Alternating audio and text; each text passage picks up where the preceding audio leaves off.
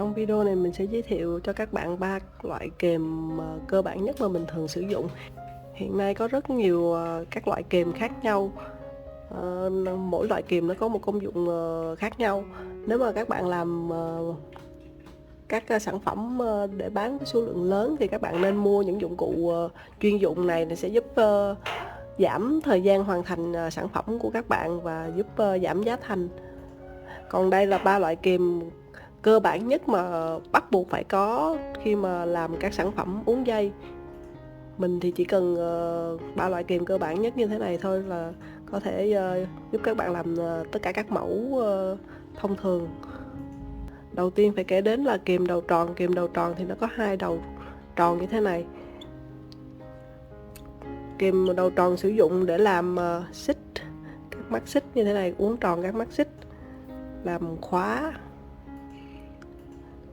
hoặc chúng ta dùng để kết thúc dây, uốn các chi tiết tròn, vòng cung, làm khoen, khóa.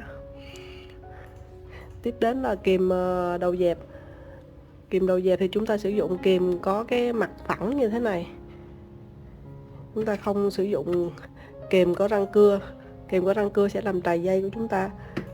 Kềm đầu dẹp thì có tác dụng là bóp dây, giúp dây ở đúng vị trí. Chúng ta bóp như thế này nè, đó, dây nó sẽ ở đúng vị trí, nó sẽ không xộc xệch. Hoặc là chúng ta dùng để đóng mở các khoen xích, đã mở như thế này đó. Và dùng kìm đầu dẹp thì nó sẽ không để lại dấu trên dây, đóng lại. Nếu mà chúng ta dùng kìm đầu tròn thì nó sẽ để lại một cái dấu trên dây, nó không đẹp.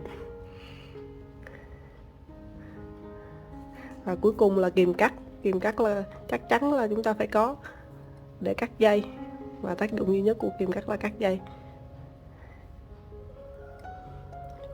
Hiện nay thì có rất nhiều thương hiệu kềm khác nhau tùy vào mục đích và cái nhu cầu sử dụng của các bạn, và các bạn có thể lựa chọn sản phẩm phù hợp với nhu cầu của mình. Chi tiết sử dụng từng loại kềm thì mình sẽ làm cụ thể trong các video sau nhé.